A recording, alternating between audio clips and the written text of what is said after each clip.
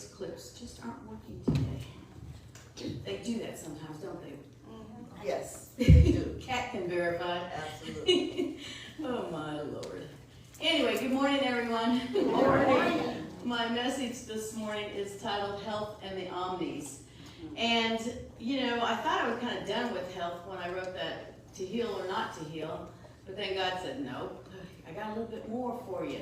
And I was like, okay. And so I was, you know, every once in a while I just pull a book off my bookshelf, a Unity book or whatever. And I was reading Lessons in Truth and Myrtle Fillmore's Healing Letters, which, you know, go together really, believe it or not. And I'll just randomly open up a page and read it. And I do this at night a lot of times just because it helps calm me down and kind of recenter. But I was reading through it, and then I had this really deep awareness of the word health, and I thought, oh my gosh, you know, this is really profound. I've got to bring this forth for everybody today. And then, you know, I thought, okay, there is a big spiritual difference between healing and health. And so I like to think of it kind of like this. Healing is the action or the affirming that we do, you know? And then healed is the result, the manifestation. When we say you are healed, we are seeing the manifestation. But the word health is actually the spiritual concept of truth. Health is what God is.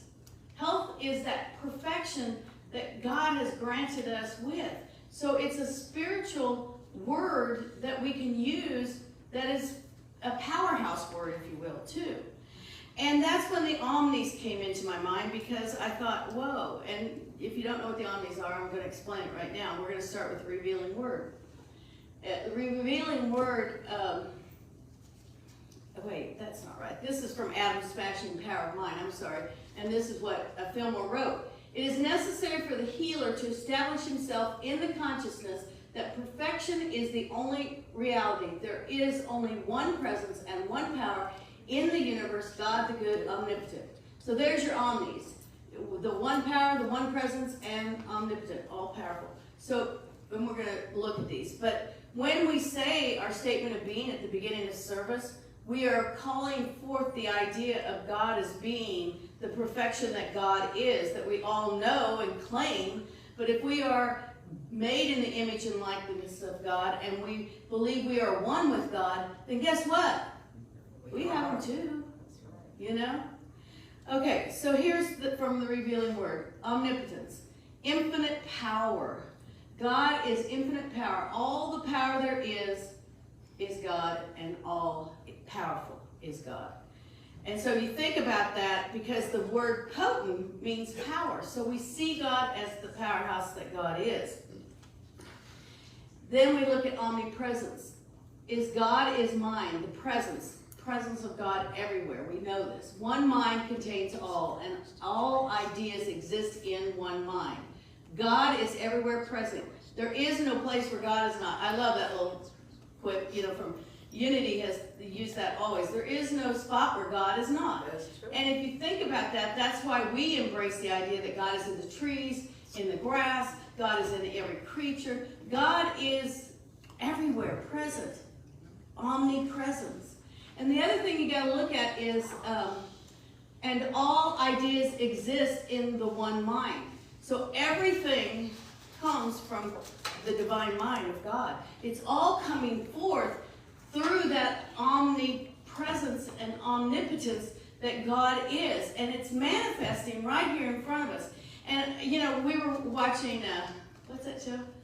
What were we watching? Oh, I know, Ghost, believe it or not. Do you watch that show, Ghost? Oh, it's great. Yeah, but they, you know, they have the guy from the, is it Civil War? Am I right? No, Revolutionary War. Revolutionary War, and they have Native American Indian. So these guys, you know, have only learned about things through watching the TV in this mansion.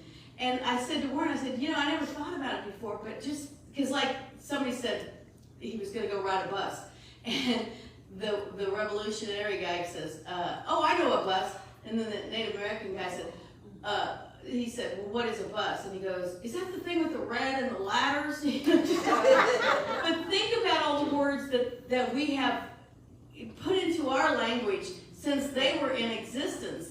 And the fact that our vocabulary and everything that we see and do is a lot bigger than what was happening back then. And that's the thing about God being in everything, and God, the presence of God being everywhere. We're always seeing new things and developing new things if we stay open to that idea of God as being in everything.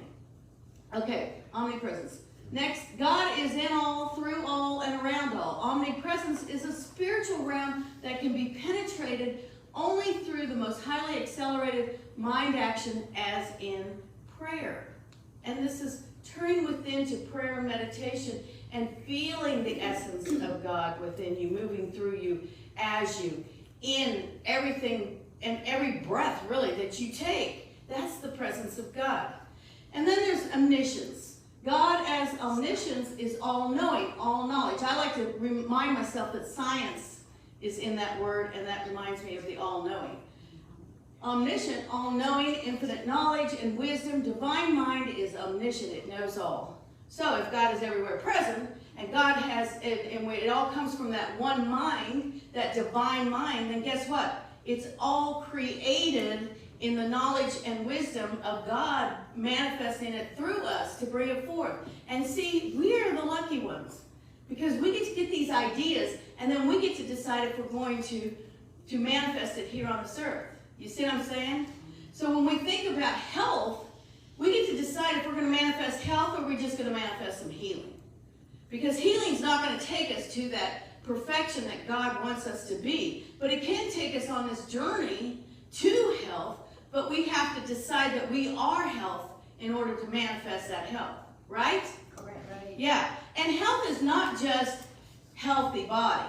Health is financial, health is mental, health is spiritual, health is financial. All of these things, if we want to see them and we want to truly know that God's good is moving in through us, then we have to affirm them for ourselves. And that's the difference in healing and health. And that's why when I was like, gosh, I mean, you know these things, but then you don't live those things, so you're not saying those things. And to me, it was like a huge epiphany, like, oh my gosh, I'm not gonna say, you know, you're healing. I'm gonna say you are health, and know that you are health, that you are God, that God is moving in and through you. And I think, you know, prayer and meditation takes us there if we allow ourselves to be open and receptive in that moment. And we've all had spiritual moments. Every single one of us have had a spiritual moment, whether you want to claim it or not. But we do have them. And that's when the connection with God is so intense that something pops up that is just that perfection coming through. And it might just be a little idea. It might be something huge. It might be turning the right way on the street to know where you're going. Or it might just be, you know, a smile that comes on your face. But that's manifesting that perfection of God. And prayer and meditation, we have, I mean, I know I have days that I have, you know, feel like I'm really praying and really like going deep. And then I have other days where I'm saying, oh my gosh, I am just repeating words. You know? Don't we? Yeah. So we have to first get our mindset right and our heart centered right, and then pray and meditate. And, you know, the human condition doesn't always allow us to just jump into that flow, and it's okay. It's the intention behind what we're trying to do. We might be trying to go deep, and yet we might not get there that particular moment, but something will pop up later, and you're like, oh, that was that feeling I had during that time I was struggling in prayer. You know, or I was struggling in meditation. It took me forever, ever, really feel like I really wanted meditation. I sat in church for I don't know how many years, probably 10 years, you know, thinking, I don't really get this meditation thing. I mean, I need to be quiet, but you know, it's kind of like, okay, what am I doing here? Am I really going to meditation or not? Then little things, I said, I just got to think about this a little bit more, or let go of it a little bit more, whichever. But I remember just little things were starting to pop up, and I was like, oh, I was thinking about that in meditation. And then I went to one of Warren's, because Warren actually interviewed for seminary the year before I did, but we ended up graduating at the same time. I think I was accelerating and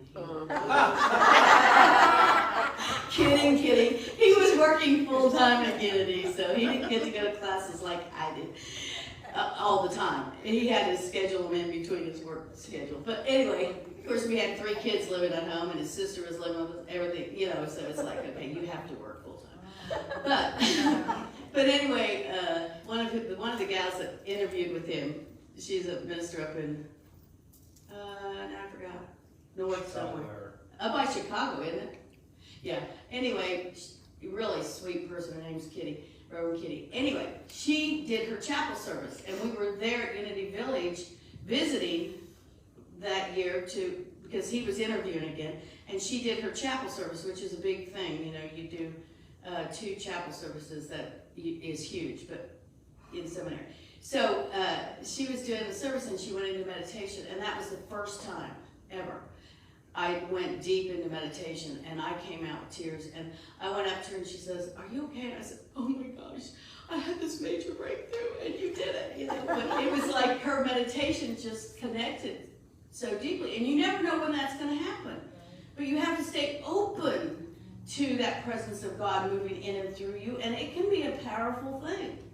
Okay, where are we? Omniscience. God is power, not simply God has power. See, this is what we think. God has power. God has the power to change you. God has the power to make this all okay. God has all this power just waiting to share it with you, right?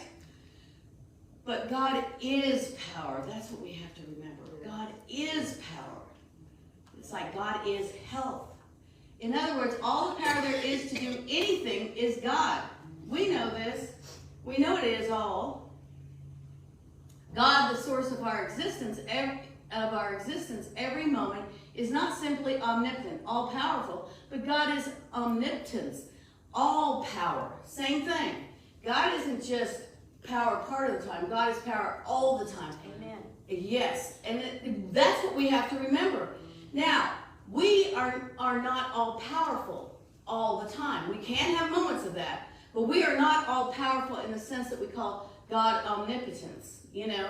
But when we have those moments of feeling that oneness with God, or in those moments of, like I said, that meditation moment, I knew God was hugging me. I mean, I felt like I was just embraced in the energy and love of God. And when that happens, you feel and know the power or the existence or the all presence of God. It was like the universe just opened up in I got goosebumps in that meditation. It was so powerful. And I think that when we return back to spirit, when we make our transition, we go back to that essence with God and we feel it all again.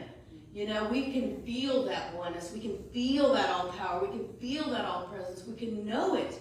And not just feel it, but know it. And that's what's so cool. And, you know, it's a strong energy of love that makes this all happen. And so staying open to love is so important in this journey, because that's where we allow a door to open for God to come rushing in and show us these things.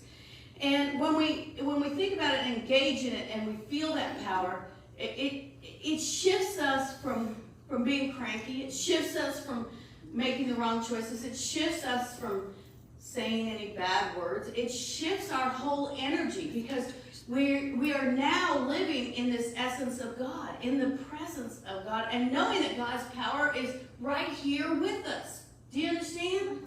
Yeah. And that's how we activate health too. So God is not alone omniscient, all-knowing. God is omniscience, all knowledge. See, again, we can say God is all-knowing. God knows everything. But God is all the knowledge there is. What's wrong? Oh, my ball fell. This thing is just giving me a hard time. But, you know, I don't really need that little thing, but you guys are pointing. Sorry. There we go. At least the mic's back on, not falling down. And we'll just worry about that little thing later. Where was it? All-knowing. That's where we're at. All-knowing. God is all-knowing. Now, we can be all-knowing in certain things, can't we? I mean, you'll say that somebody is an expert in something, right? Yeah. Or maybe, you know, they're good at sewing. Maybe they're good at art. Maybe they're good at Wheel of Fortune. Maybe they're good at Jeopardy. You know, maybe they have a high IQ, and you just think of them as being brilliant. But that is not the same as what God is, because we still have more knowledge to learn. It's like I said about the ghosts. You know, they have so much more to learn to be able to be caught up with what we know. And yet we are not done learning. We are not done growing. And if all these divine ideas are coming from God through us, think about how much more there is out there for us to experience and learn. And the minute somebody says they're bored, I say, you're not a piece of wood, because there's no bored. You know what I'm saying? No, you cannot. I tell the boys that all the time. You are not a piece of wood. There is so much more for us to engage in, and for us to see and be and do. And all we have to do is like take a breath and just open our eyes, and it's so incredible. And then when we know this, it changes everything, because actually we're activating the power of wisdom in that moment. Because the power of wisdom is what allows us to find that balance and see the balance that we can have in all of our learning and growing. Now this next one is important for us to grasp. God, is that right? Yeah. God is not only omnipresent, but more omnipresence. God is not a being having qualities, but God is the good itself. See, we always think about, no matter, I mean, I know we all know that God is not this man sitting up on a cloud on a throne with a gray beard and all that stuff. We all understand that. But we still tend to put clothes on God.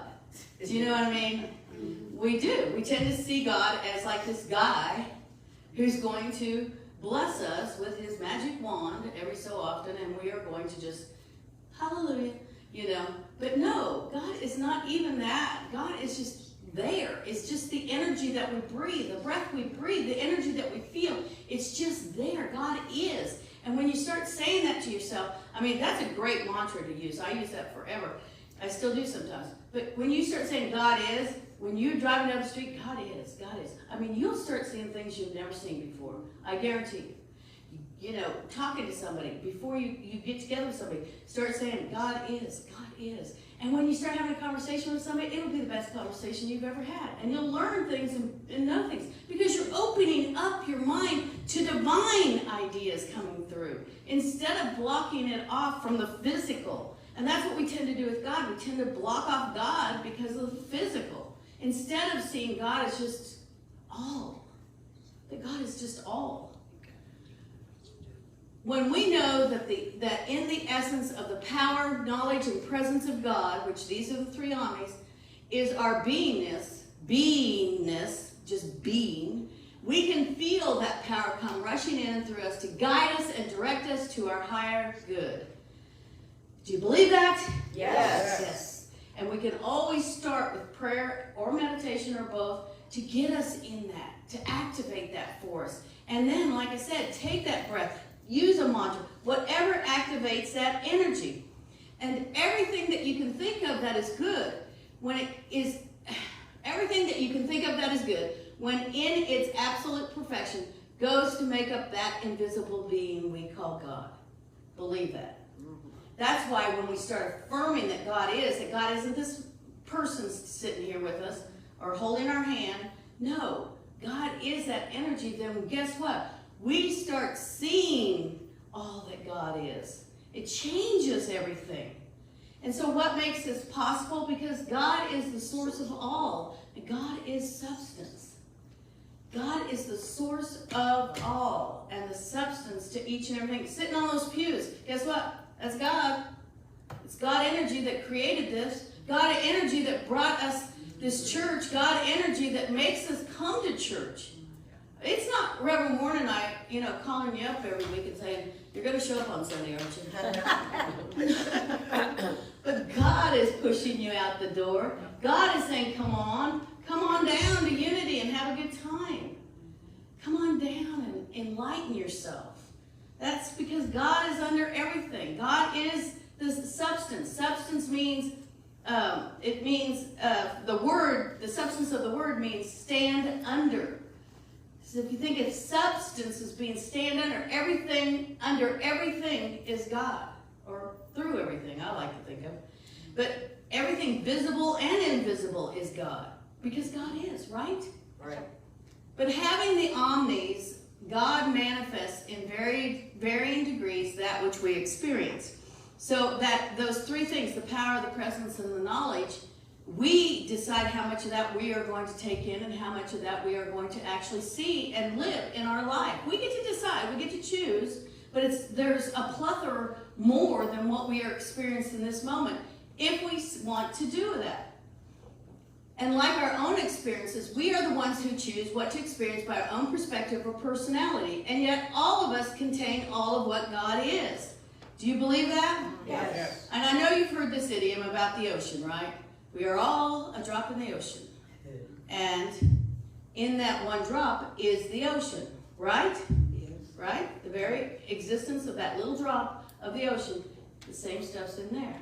But we are not the ocean. We are not as vast as the ocean, right? Because we're not the entire ocean.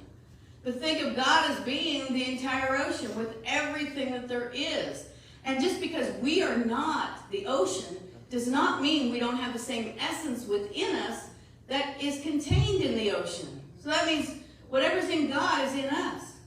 Because we are a child of God. We are made in His image and likeness. We believe in the oneness of God. And from that, you have to say, okay, I have to start living from that essence. I have to start being that essence. I have to manifest this through the truth that I know. And think about this question for a moment. Have you ever been surprised by someone who you thought would never make it to find out they became successful? Haven't we all had people like that in our lives? Yeah. Well, you know, like I know somebody that dropped out of school in high school. I thought, oh, that's the end of that. Then I found out later they graduated from college and they're doing marvelous things. Or someone that you never would get a job, never, always, oh, I can't work, whatever. And then you find out that they're a manager or something. And it's like, okay, cool, you finally got it, And it's amazing, right? But when you think about the power of God moving in and through each one of us, it's easy to see how somebody can accomplish these things. It might be our vision that they're always going to be a loser or, not get a job or whatever negative comment we want to come up with. But we have to go to the place of not having judgment, which is part of wisdom, and seeing that God is moving in and through them. And every time we feel like we don't agree with how somebody lives or is living or what they're doing, we need to go, oh, God is. God is moving in and through each and every person. So we can't make any judgments on where they are in their life because you never know when that light switch is going to flip on or when their life is going to change or what is going to happen. So we take that breath and we know. And the cool part about sitting here right here today is that we are all blessed to be able to hear these unity truths and take in these unity truths and know them for ourselves. And that energy that we're going to shine that light even brighter, people are going to stop you in the store. People are going to wonder why you are who you are. I went and got my toenails done the other day, and the gal said, oh, you're so pretty. You're so pretty. And you just shine. You just shine. It's in your eyes, too. And then she said, I bet you were real pretty when you were younger. I thought, okay, you had me at the beginning. But now, the truth just got I didn't. But in that but you do shine that light without even knowing it, And you can't let any bad day experience take you down. You got to let that go. So when we can let go of everything that stands in the way of God's good, we will manifest His good every day of our lives without struggle or strife. That's the key. We don't want the struggle or strife because it'll be God, omnipotence, omniscience, and omnipresence manifesting through us as health. And whatever way we're going to define health, it will be there for us to bring forth. Whoops, that's the end. Thank you for being here today.